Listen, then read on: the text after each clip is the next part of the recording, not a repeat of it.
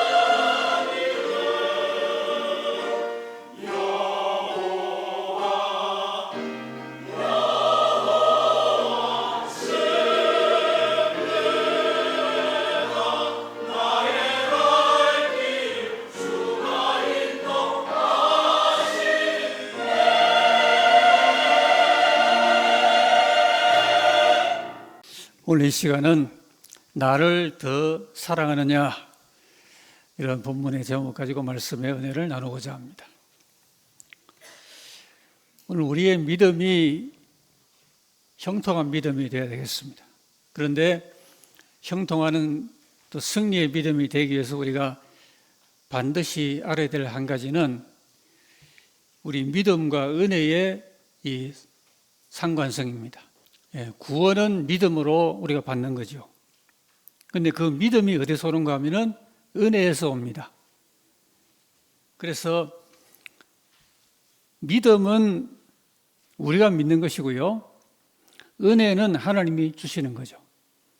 하나님은 우리에게 은혜를 주시고 우리는 그 은혜 받아가지고 하나님을 또 믿어드리고, 이렇게 우리와 하나님 사이에 이 오가는 이것을 교통이라 그럽니다.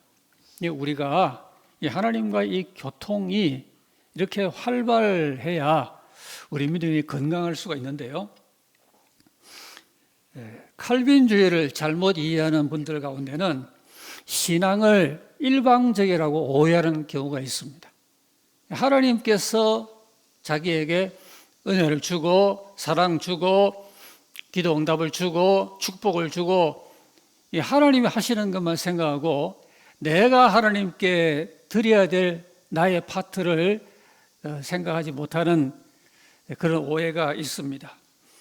물론 때로 일방적인 섭리가 있기는 하지만은 신앙이라는 것은 결국 원리가 상호적입니다.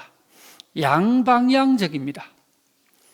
그러니까 여러분, 우리의 믿음은 약속의 믿음 아닙니까? 이 성경이 신구약의 약속이고요, 구약은 옛 약속이고 신약은 새로운 약속인데, 약속은 늘 양방향적이죠. 내가 있고 상대가 있는 겁니다. 하나님과 우리 사이의 이 언약, 하나님 우리에게 은혜를 주실 언약이고, 우리는 하나님을 잘 믿어드리고 믿음으로 순종할 이 언약이 결국 하나님과의 이 양방향적인 믿음 생활의 핵심이 되는 것입니다. 오늘 이 면을 좀 깊이 생각하며 특별히 이 신앙의 상호성을 오늘 본문이 우리에게 잘 알려주고 있는 이 대목을 통해서 우리가 이 면에 잘 신앙적인 이해성을 가지게 되기를 바랍니다. 로마서 8장에도 이와 같은 신앙의 양방향성을 바울 사도가 말해주고 있어요. 우리를 하나님의 사랑에서 끊을 수가 없다 할 때 그것은 하나님이 우리를 사랑하는 사랑이죠. 그런가 하면은 하나님을 사랑하는 자, 곧 그의 뜻대로 부르심 입은 자라고 할 때 그것은 우리가 하나님을 사랑하는 자가 될 때 하나님의 뜻대로 부르심 받는단 말이죠. 그러니까 하나님이 우리를 사랑하는 사랑에서 아무도 끊지 못하고 우리가 그 사랑 안에서 우리도 하나님을 사랑할 때 하나님의 뜻대로 부르심을 이루어 나가게 된다는 말입니다. 우리가 오늘 먼저 본문에서 점검해야 될 것이 바로 이겁니다. 예수님 사랑입니다. 여기서는 예수님 우리를 사랑하는 그 사랑을 가리키는 건 아니고요, 그런 사랑은 다른 성경에 많이 있고, 오늘 본문은 우리의 예수님 사랑입니다. 우리 오늘 예배 시간에 이 면을 잘 점검해 봐야 되겠습니다. 나는 예수님을 사랑하는 이 주님 사랑의 체온이 얼마나 뜨거우냐, 우리 이 면을 한번 점검하게 되기를 바라는데요, 오늘 본문 15절 말씀 보면은 주님이 이렇게 말씀하죠. 내가 이 사람들보다 나를 더 사랑하느냐, 그렇게 질문하십니다. 가정에서 어린 아이들에게 가끔 자녀들이 참 곤란해할 만한 질문을 하는 경우가 있다고 합니다. 얘야, 아빠 엄마 중에 누가 더 좋니? 요즘은 이런 질문을 하는 가정이 요즘도 있는지 모르겠습니다만은 그 질문을 받는 자녀에게 상당한 곤혹감을 주게 될 것입니다. 그런데 주님은 지금 이런 질문을 하는 건 아니에요. 베드로에게 단도직입적으로 물으시는 겁니다. 내가 이 사람들보다 나를 더 사랑하느냐? 여기 이 말은 사랑의 대상 가운데 더 사랑하는 쪽이 누구니? 이런 질문을 하는 게 아닙니다. 여기에 더 사랑이라고 하는 말은 많다라고 하는 그런 의미의 단어예요. 이게 더 많이라고 하는 비교급입니다. 양적인 비교를 말합니다. 단순한 비교가 아니고 사랑의 양을 비교하는 거예요. 너는 나를 그 누구보다, 그 무엇보다 더 많이 사랑하니. 여러분, 주님의 오늘 이 질문이 우리의 마음에 꽂히기를 바랍니다. 신앙생활은 하나님의 사랑으로 다 되는 거거든요. 사랑에는 양이 있다는 거예요. 우리가 오늘 다 예수님을 사랑하기 때문에 그래서 하나님을 사랑하는 마음으로 오늘 예배 시간에 나왔습니다. 그런데 그 주님을 사랑하는 건 같지만 예수님 사랑하는 그 정도와 양은 다 다르단 말입니다. 이게 사랑의 양적인 비교급입니다. 주님은 복음서에서 이 자기를 향한 사람들의 사랑의 그 양적인 비교를 하신 적이 있습니다. 누가복음 7장에 보면은 죄를 지은 한 여자가 옥합을 가지고 주님께 나오는 그런 대목이 나옵니다. 그 여자가 향유를 가득히 담은 그 옥합을 가지고 주님께 와서 주님 발곁에 서서 울면서 눈물로 주님 발을 적시고 머리털로 닦고는 주님 발에 입을 맞추고 향유를 붓습니다. 이 광경을 보고 남 비판하기를 좋아하는 바리새인들은 속으로 그렇게 말합니다. 예수님이 선지자라면은 지금 이 여자가 죄를 많이 지은 죄인인 줄 알 텐데 이상하다. 지금 그런 말들을 하고 있는 그런 본문의 내용이죠. 근데 주님은 이때 놀라운 선포를 하세요. 여자의 이 행동으로 이 여자의 많은 죄가 사해졌다. 그리고 그것은 나를 향한 이 여인의 사랑이 많기 때문이다. 그리고 말씀하기를 사함을 많이 받은 사람은 사랑을 많이 한다. 사함을 적게 받은 이는 사랑을 적게 한다. 이 사랑의 비교급을 말씀하신 거예요. 이 여인은 죄를 많이 지었지만 주님께 그 많은 죄를 사함받았어요.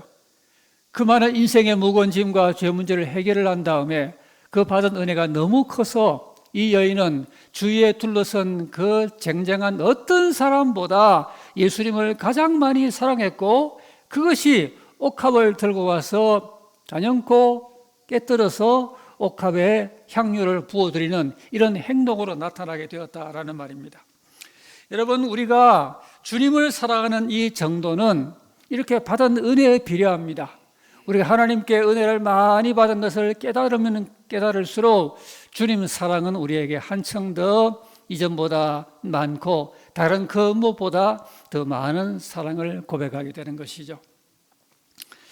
오늘 예수님은 예배하는 저와 여러분들에게 이 대목을 동일하게 점검하십니다. 우리 각자에게 물어보시는 거예요. 이 질문은 2000년 전 질문만이 아니고 오늘 예배하는 저와 여러분을 향하여 주님이 대단히 궁금해 하시면서 물어보시는 거예요.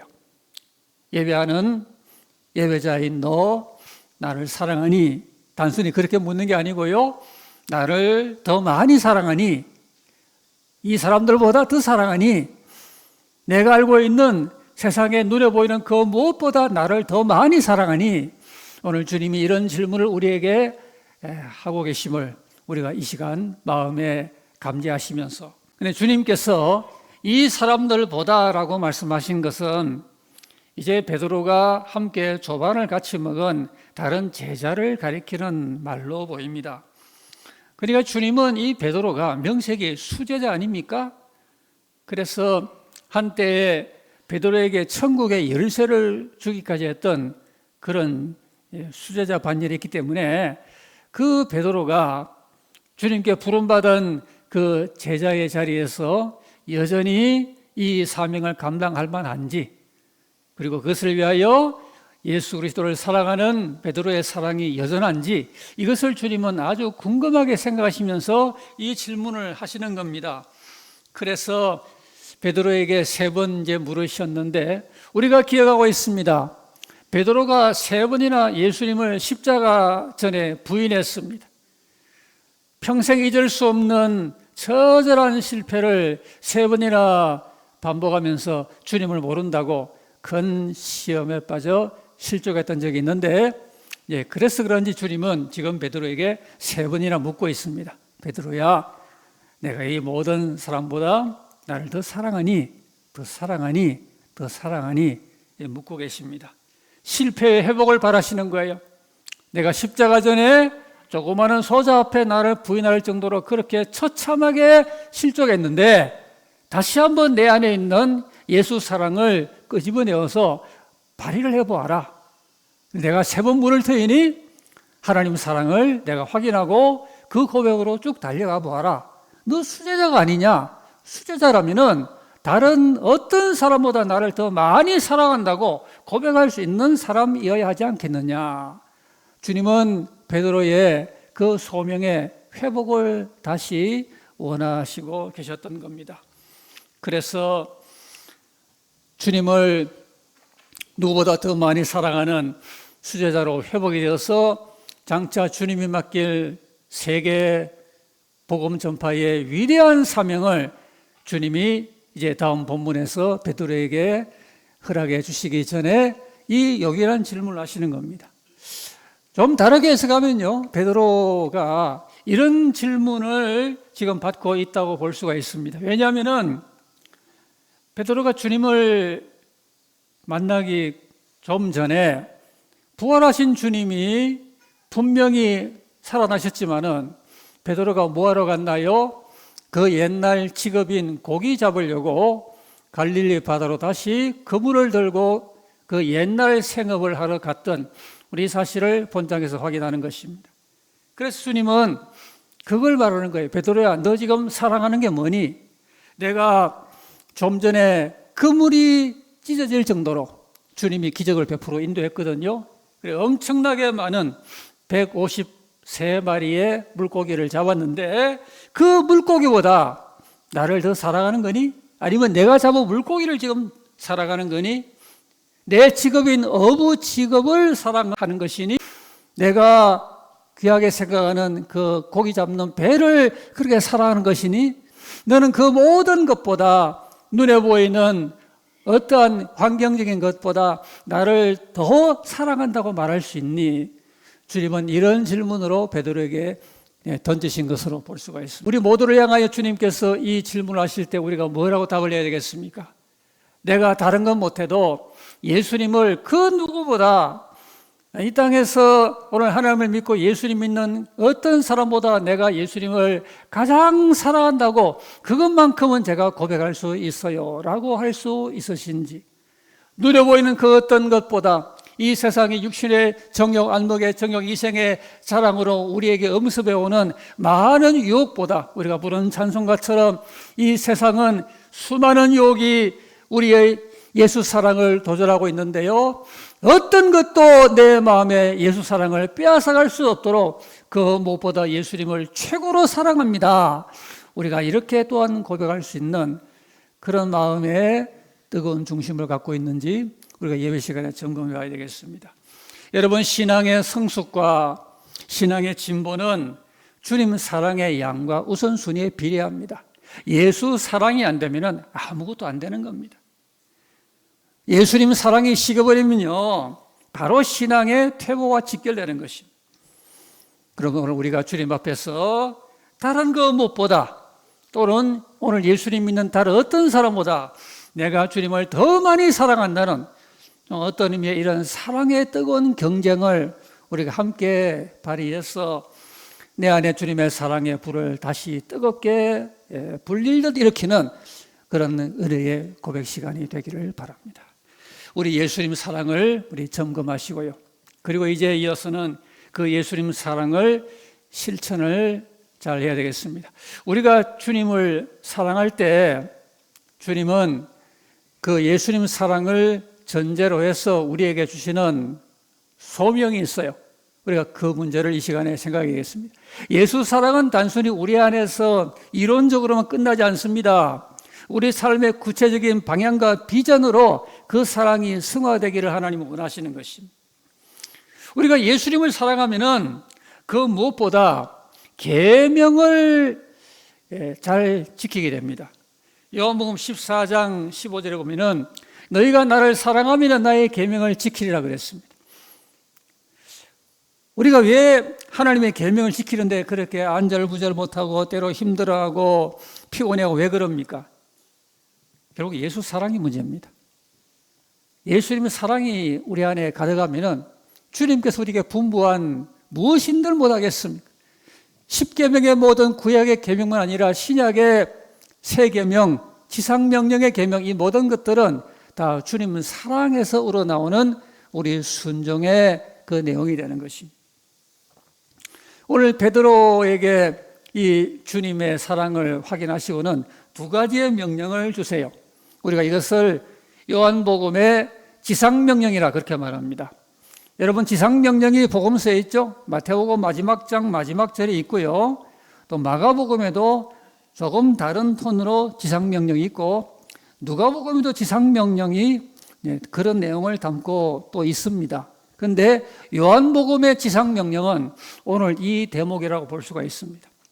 마태처럼 전 세계를 포괄하는 그런 거창한 내용은 아니지만은, 그러나 지상명령의 핵심을 담고 있습니다. 누구든지 예수 사랑을 마음에 간직하고 그 무엇보다 그 누구보다 제가 예수님을 더 많이 사랑합니다, 이렇게 고백할 수 있는 사람이 누구냐, 그 사람에게 이 지상명령의 두 가지를 준다 하시면서 주님은 오늘 이 계명을, 그리고 우리 지상의 명령을 두고 계시는데, 여러분, 오늘 우리들이 믿음 생활할 때 주님으로부터 이 지상명령의 비전을 받는 게 참 중요합니다.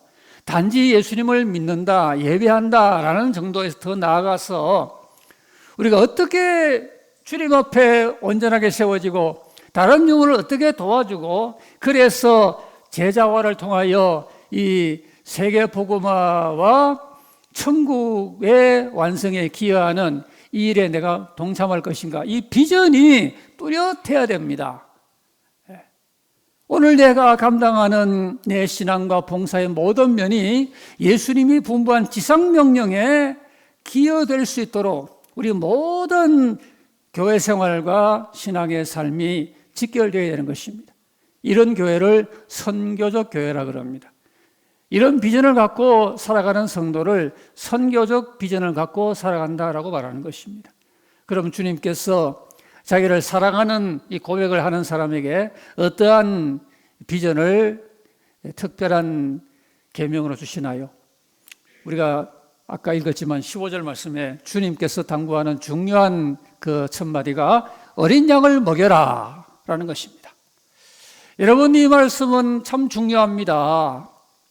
2000년 전 부활하신 주님이 베드로에게 나타나서 한 번 주고 만 그런 말씀이 아니고요.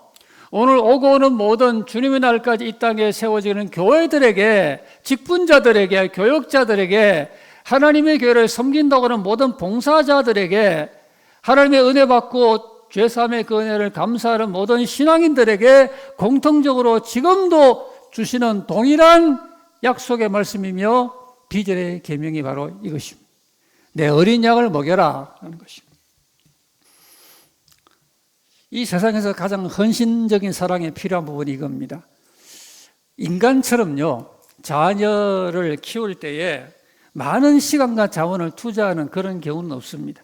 실로 한 사람을 어엿한 사회인으로 그렇게 내놓기 위하여 그 부모가 헌신적으로 얼마나 많은 투자를 하고 오랜 시간 동안에 자녀를 돌봐서 그래도 자기 몫을 감당하는 그런 한 사람으로 세울 수 있지 않습니까? 참 이 사람이 특별히 이런 하나님의 형상을 회복해서 그렇게 하나님께 영광 돌리는 그런 자리에서 평생을 살게 하는 것은 많은 양육이 필요한 그런 준비성이 요구된다는 것입니다. 오늘 그래서 예수님이 내 어린 양을 먹여서 하나님의 형상을 충분히 회복한 그런 사람으로 어디 갔다라도 거기서 세상에 빛되고 소금되는 그런 하나님의 소명자로 세워져 살 수 있도록, 그러려면은 하나님의 형상을 회복해 하기 위하여 많은 양육이 필요한데, 이 일은 나를 사랑한다고 고백하는 네가 감당할 일이다라고 하시는, 우리가 이 대목에서 오늘 우리 교회가 참 결단이 필요합니다. 우리 교회는 어린 양을 먹이는 이 주님의 분부에 교회적인 초점을 삼고요. 우리의 모든 관심과 투자를 그렇게 기울여 나갈 결단을 하고 있는 것인지, 우리가 그 부름을 위하여 오늘 이 비전 가운데 교회가 세워져 가고 있는지를 점검해야 되겠습니다. 우리 교회의 영구 목표는요, 제가 부임하기 전부터 30년, 40년 전부터 모든 족속으로 제자 삼는 교회였어요. 그런데 우리가 이런 기치만 내걸 게 아니라 과연 주님의 어린 양을 먹일 구체적인 마음의 헌신과 다짐과 그런 신실한 충성의 결단이 우리에게 있는 것인지 직분자마다 우리 교회적으로 한번 점검해 봐야 되겠습니다. 왜냐하면 이 일은 먼저 믿는 성숙한 성도와 또 교육자들의 많은 사랑이 필요하기 때문입니다. 여러분, 사람을 키우고 영혼을 키우고 신자들을 어린 상태에서 주님의 형상을 충분히 회복한 성숙한 신자로 키워내는 것은 돈으로 하는 거 아닙니다. 교회가 자꾸 이런 오해를 하시면 안 되겠어요.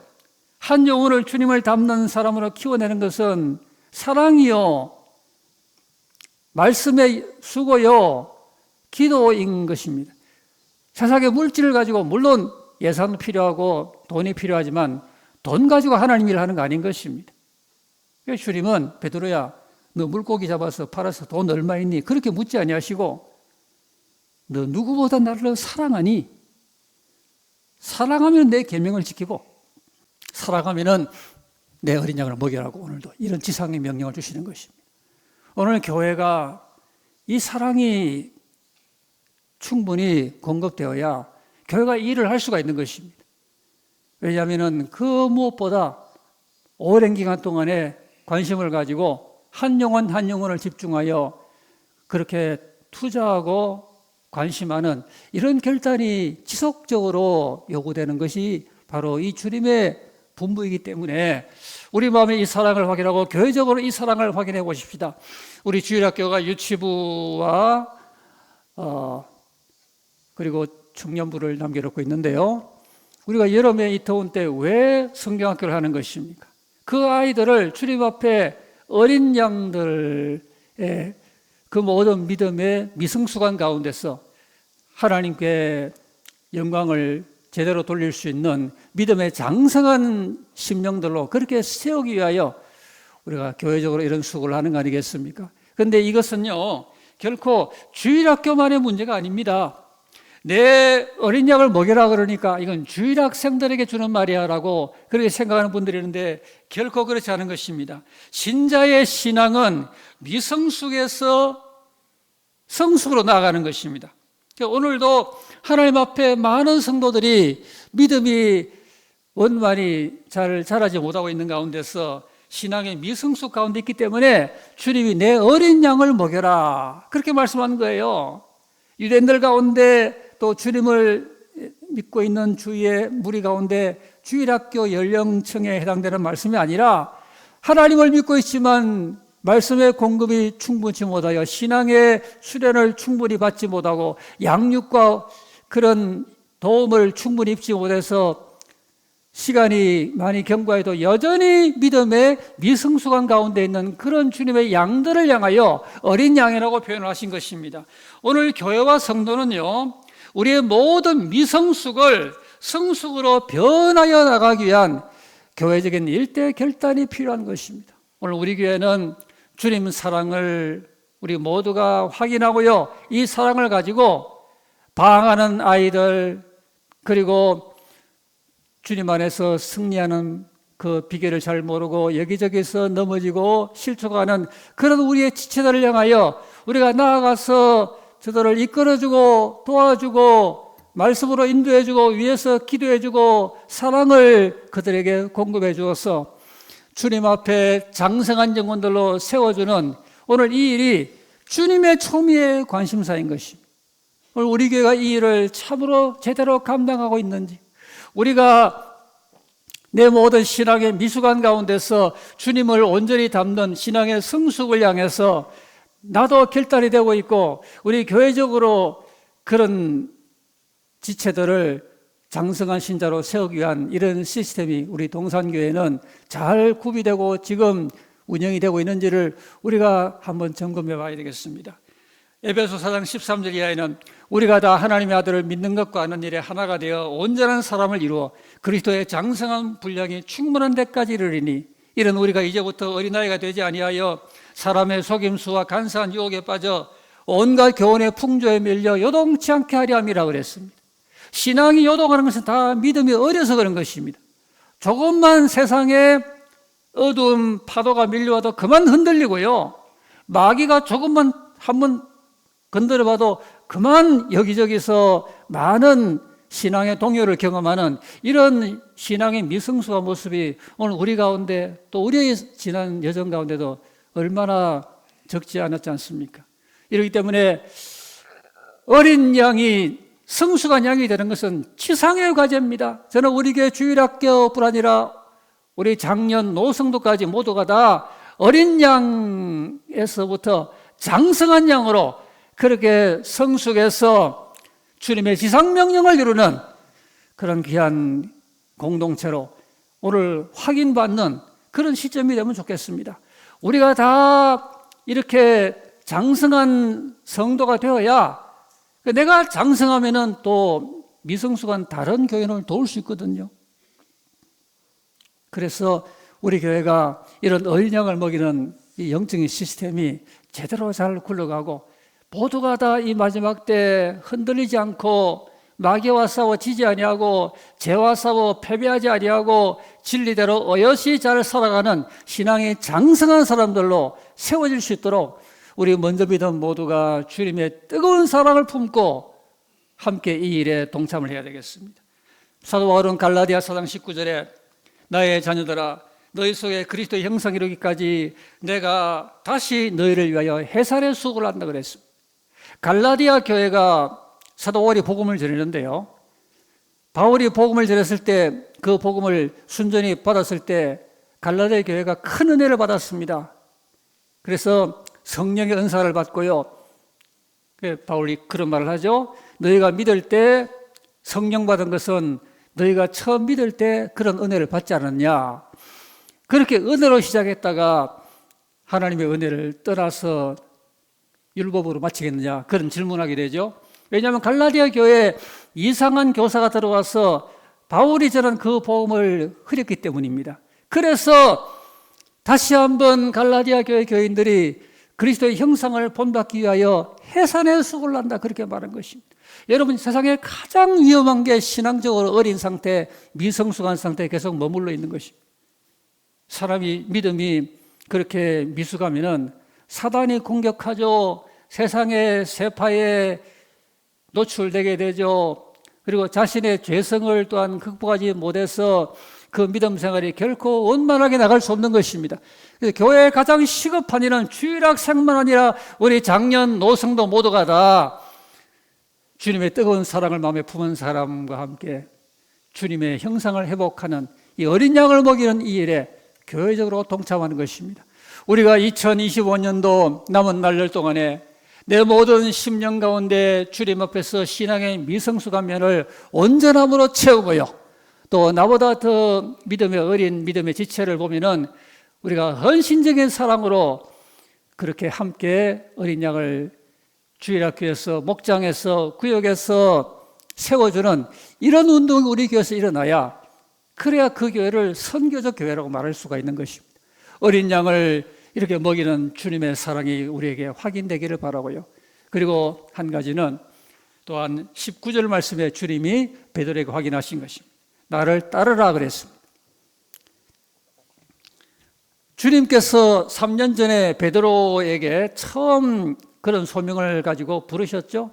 베드로야, 네가 지금까지는 물고기를 낚아왔지만 나를 따라오너라. 내가 너로 사람을 낚는 어부가 되게 할 것이다. 나를 따라와라. 이렇게 주님이 분부한 것입니다. 여러분, 우리가 주님을 단지 믿습니다만 아니라 주님을 따라가면은 우리도 사람을 낚는 어부가 될 수가 있는 것입니다. 내가 사람을 낚는 게 아니라 내가 주님을 따라가면은 주님이 나를 사람을 낚는 어부가 되게 하리라 그랬어요. 주님이 만들어 주는 거예요. 지금 베드로에게 그 소명을 다시 한번 재소명을 하고 계십니다. 부활하신 주님이 베드로에게 다시 한번 네가 나를 사랑하니 그러면은 나를 따라와라. 여러분, 우리가 평생 수백 번, 수천 번 확인하며 나는 사도신경을 고백하는 신앙인이면서 동시에 주님을 따르고 있는가? 우리가 주님을 따른다는 것은 우리 구원의 주님을 믿는 것과 동일한 내용을 가지는 말인 것입니다. 나는 구원의 주님을 믿습니다라고 말하는 사람이 구원의 주님이 우리를 인도하는 그 구원의 여정에서 주님을 열심히 따라가지 않으면서 주님이 나를 구원할 줄 믿습니다. 이거는 말이 안 맞는 것입니다. 이렇기 때문에 예수님을 믿는 우리는 주님을 따름으로 우리의 믿음을 고백을 해야 되겠습니다. 오늘도 우리가 이것을 이 시간에 점검하시면서 나는 주님을 지난 한 주간도 따라오고 있었고, 그리고 이 무더운 여름철에도 이 여름철 더위를 초월해서 주님을 따르는 여름철로 보내고 있고, 올해 남은 날들 동안에 예수 따르기에 나는 전념할 것인가? 우리가 이 문제를 우리 각자의 심령 속에 점검해 보시면서, 여러분, 예수님이 이 베드로가 자기를 이제 따르는데 마지막에 어떻게 될 것을 예언조로 주시는 말씀입니다. 내가 젊어서는 네가 스스로 띠를 띠고 원하는 곳이 같지만은 늙어서는 네가 원치 않은 곳으로 그렇게 가게 될 것이다. 베드로가 죽는단 말이죠. 들려오는 말에 의하면 베드로는 십자가에 그것도 거꾸로 매달려서 죽었다 하는 그런 말이 전해지고 있습니다. 예수님이 예언을 하시는 거예요. 여러분, 우리가 주님을 따라가는 그 따름은 어떤 선이 없어요.